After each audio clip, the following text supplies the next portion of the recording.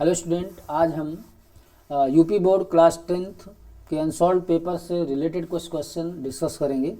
तो जिसमें हमने जो क्वेश्चन नंबर फर्स्ट लिया है उसमें ये पूछा गया है कि द्विघात समीकरण x माइनस 1/x=1 का विविधकर क्या होगा। तो इसके लिए चार ऑप्शन दिए गए हैं। ऑप्शन नंबर ए में है 2, ऑप्शन नंबर बी है 3, ऑप्शन नंबर सी है 4, ऑप्शन नंबर डी है आपका 5। तो यहाँ पर द्विघात समीकरण में हमें जो विविधकर होता है, विविधकर द्विघात समीकरण ax² plus bx plus c equal to 0 में क्या होता है, b² minus 4ac। b² minus 4ac को हम विविधकर कहते हैं और इसे हम d से प्रदर्शित करते हैं। तो सबसे पहले हमें इस दिए गए समीकरण x माइनस 1/x=1 को सबसे पहले हमें द्विघात समीकरण के रूप में लिखना होगा। तो हम इसको सबसे पहले क्या करेंगे, एलसीएम लेकर के सॉल्व करेंगे। ये हो जाएगा x² माइनस 1। यहाँ पर x एलसीएम ले लेंगे तो x का x मल्टीप्लाई हुआ तो x², नीचे इसके 1 होगा तो 1 × 1 1 इक्वल टू 1 हो जाएगा। तो यहाँ पर आपका क्रॉस मल्टीप्लाई जब हुआ तो क्या आ जाएगा, इसके नीचे 1 है तो इसका जब मल्टीप्लाई करेंगे तो x² माइनस 1 × 1 क्या हो जाएगा, x² माइनस 1, x का 1 में करेंगे तो x आएगा। तो इस x को इधर ट्रांसफर कर लीजिए तो x² minus x minus 1 equal to 0। तो सबसे पहले हम इसको द्विघात समीकरण का रूप देंगे। तो x माइनस 1/x=1 में x पर एलसीएम लिए तो x का x मल्टीप्लाई हुआ तो x² माइनस 1 आया, 1 का 1 में होगा तो यहाँ 1 आया अपॉन x=1, 1 के नीचे 1 मान सकते हैं तो क्रॉस मल्टीप्लाई करेंगे तो x² माइनस 1 का 1 में होगा तो x² माइनस 1, x का 1 में होगा तो x को उधर ट्रांसफर कर दिए तो x² minus x minus 1 equal to 0। तो आपका जो समीकरण द्विघात समीकरण आया वो कितना आया, x² minus x minus 1 equal to 0 आया। अब इसकी हम तुलना पहले करेंगे, ax² plus bx plus c equal to 0 से तुलना करेंगे। तो x² का गुणांक a है तो a बराबर कितना हो जाएगा, 1 आ जाएगा, और b कितना आ जाएगा, -1 आ जाएगा, और c कितना आ जाएगा, वो भी -1 आएगा क्योंकि c हमारा अचर पद होता है। और x का गुणांक यहाँ पर कितना है, -1 है। तो हमें क्या निकालना, विविधकर का मान। तो विविधकर क्या होता है, b² माइनस 4ac। तो b की वैल्यू यहाँ रख दीजिए तो b की वैल्यू -1 है तो -1 का स्क्वायर माइनस 4 इंटू a की वैल्यू 1 है इंटू c की वैल्यू -1 है। इसको हम सॉल्व करेंगे तो -1 का स्क्वायर क्या होता है, 1 होता है। माइनस और माइनस का मल्टीप्लाई करेंगे, माइनस माइनस का गुणा करेंगे तो प्लस आएगा। तो 4 एकम 4 हुआ तो 4 एक कितना हुआ, 5 हुआ। तो विविधकर कितना आया, 5 आया। इसका मतलब आपका ऑप्शन नंबर डी जो है वो करेक्ट हो जाएगा। नेक्स्ट क्वेश्चन देखते हैं। अगला क्वेश्चन है, केंद्रीय प्रवृत्ति की माप है। केंद्रीय प्रवृत्ति की माप क्या है, बारंबारता है कि संचयी बारंबारता है कि वर्ग अंतराल है कि बहुलक है। तो केंद्रीय प्रवृत्ति की जो माप होती है वो बहुलक होता है, ना कि बारंबारता, ना संचयी बारंबारता और ना ही बहुलक होता है। तो राइट ऑप्शन क्या होगा,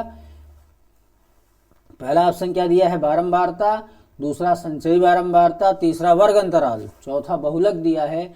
तो केंद्रीय प्रवृत्ति की जो माप होती है वो बहुलक होता है, जिसे हम मॉड कहते हैं।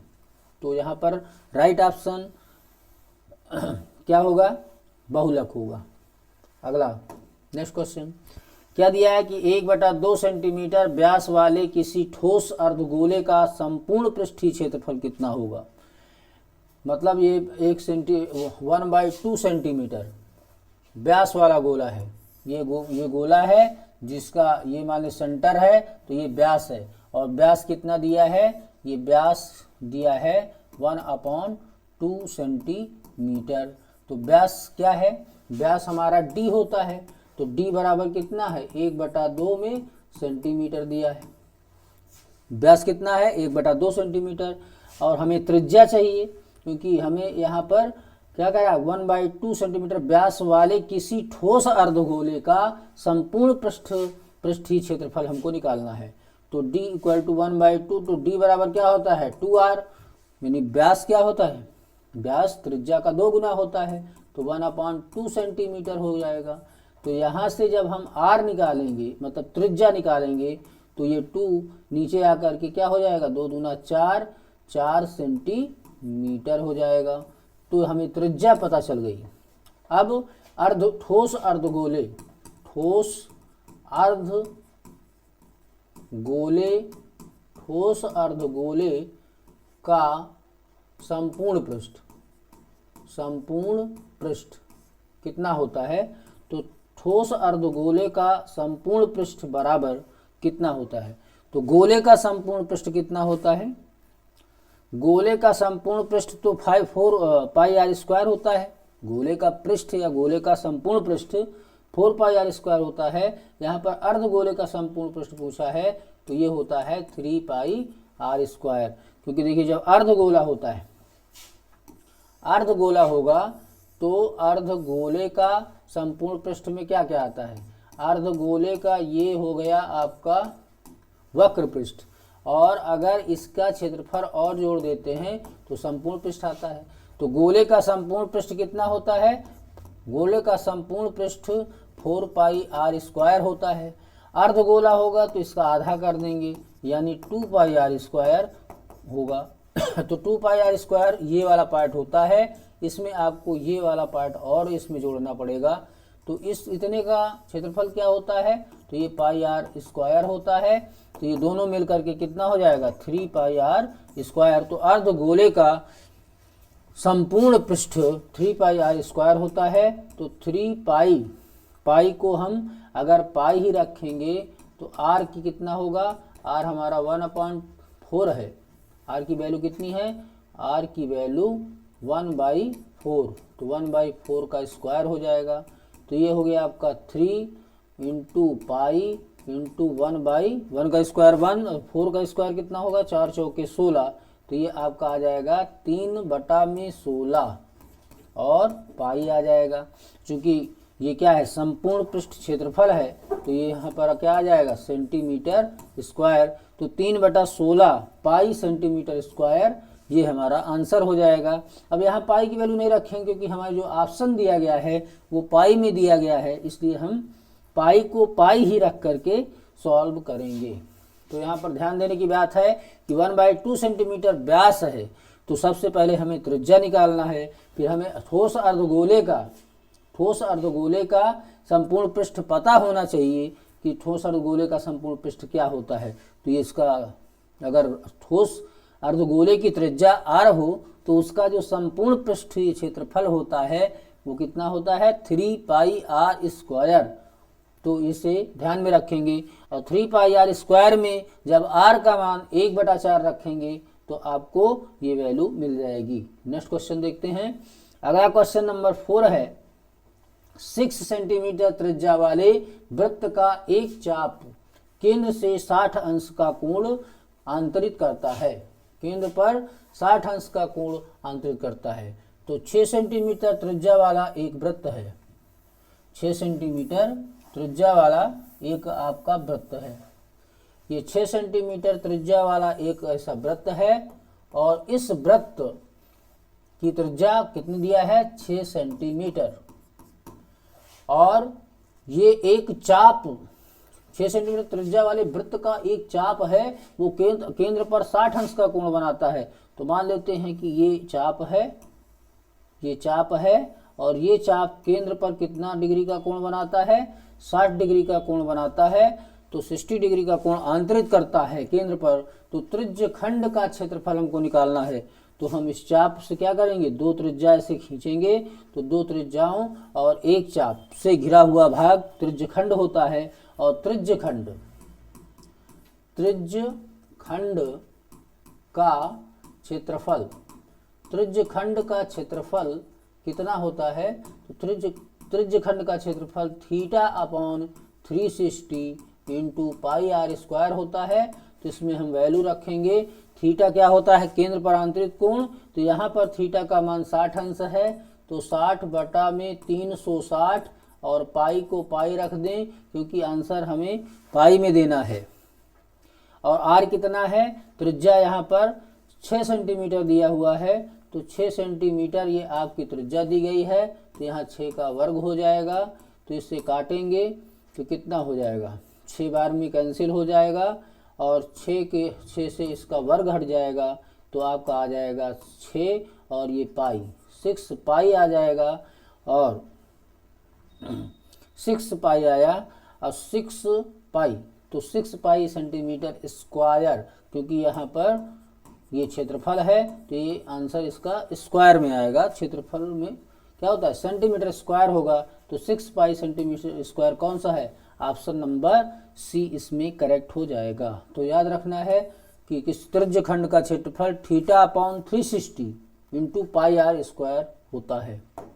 अगला क्वेश्चन है कि यदि 3 cot थीटा इक्वल टू 4 दिया है कि 3 cot थीटा इक्वल टू 4 तो कॉसेक थीटा का मान बताना है। 3 cot थीटा इक्वल टू 4 दिया है तो हमें कॉसेक थीटा का मान बताना है। तो कॉसेक और काट में रिलेशनशिप का क्या फार्मूला होता है, तो आप जानते हैं कि कॉसेक स्क्वायर थीटा बराबर क्या होता है 1 प्लस कॉट स्क्वायर थीटा होता है। और यहाँ से देखें तो यहाँ पर हम कॉट थीटा अगर निकालें तो 3 को इधर भेजें 4 की तरफ तो 4/3 हो जाएगा। तो यहाँ पर रख दें तो 1 प्लस कॉट थीटा को 4/3 रख देंगे तो 4/3 का स्क्वायर हो जाएगा, क्योंकि काट में स्क्वायर लगा है। तो 4 का स्क्वायर कितना होगा, 4 का वर्ग 16, 3 का वर्ग 9 और इसके नीचे एक मान लें तो 9 और 1 का एलसीएम 9 हुआ तो 9 एकम 9 प्लस हो गया 16 तो 16 9 कितना होता है 25, 25/9 हो जाएगा। 25/9 तो ये आपका क्या आया cosec square theta equal to आ गया 25/9। तो कॉसेक थीटा आपसे पूछ रहा है तो कॉसेक थीटा क्या होगा, स्क्वायर को जब इधर भेजते हैं तो स्क्वायर रूट होता है, यानी वर्ग को जब इधर भेजेंगे तो वर्गमूल होता है। वर्ग इधर जा करके वर्गमूल हो जाएगा तो वर्ग को हम इधर भेज दिए तो वर्गमूल के अंदर क्या हो जाएगा 25/9 और 25 का वर्गमूल 5 और 9 का कितना होता है 3 तो 5/3 आपका आंसर हो जाएगा। तो कॉसेक थीटा की वैल्यू 5/3 ऑप्शन नंबर सी आपका करेक्ट हो जाएगा। नेक्स्ट क्वेश्चन देखते हैं। यदि दो गोले के आयतनों का अनुपात, यदि दो गोले हैं उनके आयतनों का अनुपात 27 अनुपात कितना दिया है 64 दिया है तो उनके वक्र उनके पृष्ठीय क्षेत्रफलों का अनुपात बताना है। दो गोलों के आयतनों का अनुपात दिया गया है और पृष्ठीय क्षेत्रफल का अनुपात बताना है। तो दो गोलों के आयतनों का अनुपात, तो मान लेते हैं एक गोले का आयतन V1 है और दूसरे गोले का आयतन क्या है V2 है। V1 वाला जो गोला है उसकी त्रिज्या को हम R1 मान लें तो उसका आयतन क्या हो जाएगा, गोले का आयतन होता है 4/3 पाई आर स्क्वायर।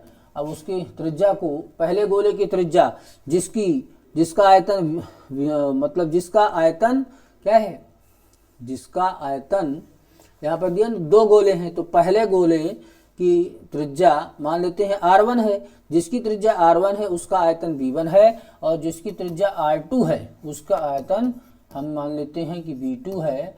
तो ये उसका आयतन का फार्मूला हो जाएगा पाई आर क्यूब। ये तो V1 आयतन वाले गोले का आयतन कितना हो जाएगा 4/3 पाई R1 क्यूब और B2 आयतन वाले गोले का आयतन कितना होगा 4/3 पाई R2 क्यूब। तो हमें आयतनों का अनुपात दिया है तो अनुपात मतलब V1/B2 निकालें तो कितना होगा, V1 का मान 4/3 पाई R1 क्यूब हो जाएगा और V2 का मान 4/3 पाई R2 क्यूब हो जाएगा। तो 4/3 पाई को कैंसिल कर दिए तो आपको कितना आ जाएगा R1 cube upon R2 cube आ जाएगा। और क्वेश्चन में दिया गया है, क्या दिया गया है कि V1 और मतलब आयतनों का अनुपात 27/64 है। तो आयतनों का अनुपात 27/64 है तो हम क्या लिखें V1/B2, ये कितना दिया है अनुपात 27/64 तो 27 इसको हम लिख देंगे 64 और ये कितना हो गया R1 cube upon R2 cube हो गया। इसे हम ऐसा भी कह सकते हैं कि R1 cube upon R2 cube बराबर 27/64। क्यों, क्योंकि आपको क्वेश्चन में क्या दिया है V1/B2 बराबर दिया है 27:64। तो इसी को हम लिख सकते हैं कि V1/V2 इक्वल टू 27/64। तो V1/V2 का मान यहाँ पर लिखें 27/64, तो R1³ इक्वल टू कितना हो जाएगा 27/64। तो यहाँ से R1/R2 निकालें तो क्यूब इधर जा करके क्यूब रूट में चेंज हो जाएगा 27/64। तो 3 तिया 9 तिया 27 होता है। तो 27 का घनमूल 3 होगा तो 3 बाहर निकल आएगा, और 64 का घनमूल कितना होगा 4। ठीक है, 64 का 4 हो जाएगा, तो 3/4 R1/R2 का मान हो जाएगा। अब इसने क्या पूछा है, पृष्ठीय क्षेत्रफलों का अनुपात। तो मान लेते हैं पहले गोले का पृष्ठीय क्षेत्रफल S1 है और दूसरे का क्षेत्रफल कितना है S2 है। तो S1/S2 क्या होगा, अच्छा गोले का पृष्ठीय क्षेत्रफल होता है 4πr², तो 4πr1², और नीचे दूसरे वाले कितना हो जाएगा 4πr2² हो जाएगा। तो 4π से 4π कैंसिल कर दीजिए, तो R1² हो जाएगा। R1 में भी स्क्वायर, R2 में भी स्क्वायर, तो हम इसको लिख सकते हैं R1/R2 का होल स्क्वायर। और R1/R2 स्टूडेंट हमें पता है कि R1/R2 कितना है 3/4 है। तो R1/R2 को हम लिखे 3/4, स्क्वायर लगाए तो स्क्वायर लगा दिए। 3 का वर्ग कितना होता है 9, 4 का वर्ग कितना होगा 16, और 9/16 को क्या हम लिख सकते हैं 9:16। तो 9:16 आपका ऑप्शन नंबर ए ये करेक्ट हो जाएगा। 9:16, 9:16 ये आपका ऑप्शन करेक्ट हो जाएगा। तो स्टूडेंट ये हमने आज ये क्वेश्चन 6 सॉल्व किए हैं। इसमें जो भी आपको डाउट हो तो आप कमेंट से बता सकते हैं, और ऐसे ही प्रश्नों को हम सॉल्व करेंगे। तो थैंक यू स्टूडेंट।